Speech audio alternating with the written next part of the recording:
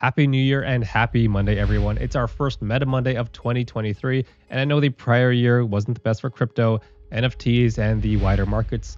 But if there are any silver linings, I do see a few here within Veve and Ecomi. Let's look at how we ended the month of December, and let's first look at the active monthly users. Just a reminder, I look at active buyers in the market as my measure of an active user. We actually went up in December by about 5% to 30,104 versus the prior month. Now, we did have one extra day in December, but even if we prorate that to just 30 days, we still have a small increase month over month. How does that compare to the wider NFT markets? Well, the unique buyers in the overall NFT space dropped consistently since September and had an 8% drop in December. Veve did very well, on the other hand, and had an increase despite the wider space continuing to retrace to lows we haven't seen since July of 2021. Let's also have a look at the total transactions as a measure of how active the aforementioned wallets actually are. We unfortunately had a decrease in transactions from 321,000 in November to about 291,000 in December, which represents a 9% decrease.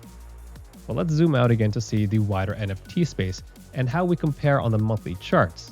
For the most part, Veve is not included in these charts, so let's manually see where they would rank. Of the thousands of NFT projects listed here, Veve's 291,000 transactions would rank number 3 behind SoRare and Gods Unchained. Now, I tried to get involved in Gods Unchained almost 2 years ago when I first started collecting Top Shot moments, but I couldn't grasp the whole card gaming thing, and these weren't IPs that I loved, like Marvel, Disney, or Star Trek, so I didn't keep up with it, unfortunately. SoRare, now that's a pretty cool NFT project that I do keep up with today. Now, I just claimed my weekly rewards after hopping off the Superstar Money stream. Congrats to them on 1 year of daily videos. As a fellow content creator, I gotta say that's incredibly difficult and an amazing achievement. So make sure to give them a follow, give them a like. They are amazing creators in our space. But back to SoRare here, they produced gamification similar to what I thought Top Shot would do with theirs. It's kind of like DFS fantasy, but with NFTs. I do think if Top Shot did that, they'd be much higher on a lot of these lists and in a much better position. In terms of total transactions, Veve would be behind those two, but still much better off than big names like Top Shot, Axie Infinity, and significantly better than NFL All Day. In fact, Veve has a minimum of 4 times the amount of transactions compared to anything below that. Now let's do the same for the aforementioned 30,104 active buyers on the platform. Compared to all other platforms, on the monthly charts, Veve would rank number 3 just behind Lifeform Avatar, which I've never heard of, and again, SoRare. Everything below that number 3 spot would have about half or less the amount of unique buyers within the month.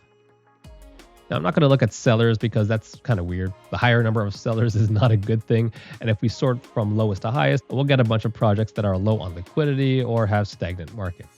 But there is one thing that we can see with the sellers is that even though SoRare bested Veve on the first 2 comparisons, they actually have a worse buyer to seller ratio of 40,230 to 52,932. Now that's a ratio of 1 to 1.32, which is worse than Veve, which mostly sat around the 1 to 1.1 mark up until last week. Now these charts I do provide to Cherry Charts as part of their weekly newsletter. So make sure to get that stat pack by signing up for that free newsletter. Now let's see how Veve stacks up to that last column here with unique owners. If we sort from largest to smallest, we get something weird. Veve does show up here. Remember when I said earlier that Veve's data is not on here? Well, they apparently have owners listed, but I think it's kind of wrong. If we look at Immunoscan itself, it shows 652,000 wallets, not the 906,000 listed here. So it's safe to say Veve's metadata is causing others some grief as well. But in any case, Veve would rank number 3 using Immunoscan information, just below Alien Worlds, Axie Infinity, and Top Shot. Now that's not bad at all, topping the charts on many metrics and even trending up while the overall markets are down. You see, many judge Veve's performance wearing Veve blinders. There are bigger factors at play affecting crypto NFTs and the overall larger markets, including the equities market. Despite these downtrends, if we quickly look back at the December transactions and chart them month over month, we can see the spikes in activity.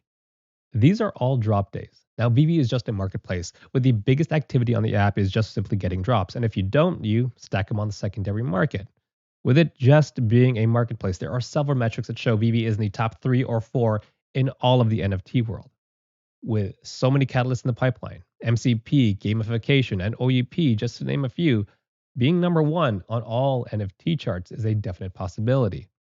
The question is, will it be number one of an NFT space that is cruising or is it sinking? Is it a bigger slice of a growing pie or a shrinking pie? Well, my full analysis on that is going to be in next week's video. Until then, thanks so much for watching and have a happy new year.